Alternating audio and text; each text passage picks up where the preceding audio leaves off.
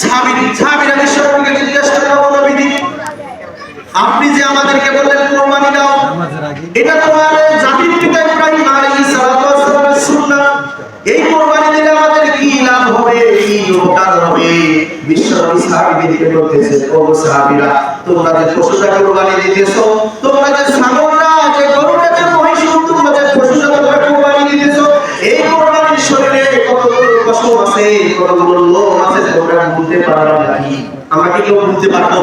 এখানে কেউ আছে চ্যালেঞ্জ দেন, একটা পশুর শরীরে কত পশম আছে আপনি গুণে দিতে পারবেন? পারবে কেউ? একটা পশুর শরীরে কত পশম আছে আপনি গুণে দিতে পারবেন না। বিশ্বনবী বলতেছেন, ওই পশুর শরীরে যতগুলো পশম আছে, প্রত্যেকটা পশমের বিনিময়ে তোমার আমলনামায় আল্লাহ তাআলা এক একটা করে নেকি দান করে দেবে। সুবহানাল্লাহ। জ্ঞানের বিধি আপনি কখনো কল্পনা করেছেন? কুরবানি দেওয়ার কথা প্রথমে আমি বললাম কি জন্য? আমাদের যাদের সামর্থ্য হয়েছে আপনারা কুরবানি দিবেন, এবং ওই যে হুজুর এত বড় সওয়াবের কাজ, আমাদের যাদের সামর্থ্য হয় না আমরা কি করব?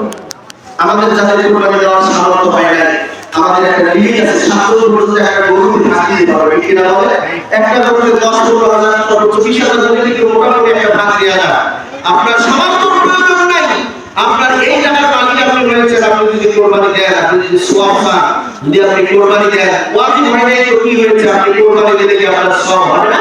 বিশ্বনবী বলেছেন, কারো সামর্থ্য না থাকলেও যদি সে কুরবানি দেয়, ওই একই সওয়াব আল্লাহ তাআলা আমলনামায় দান করে দেবে।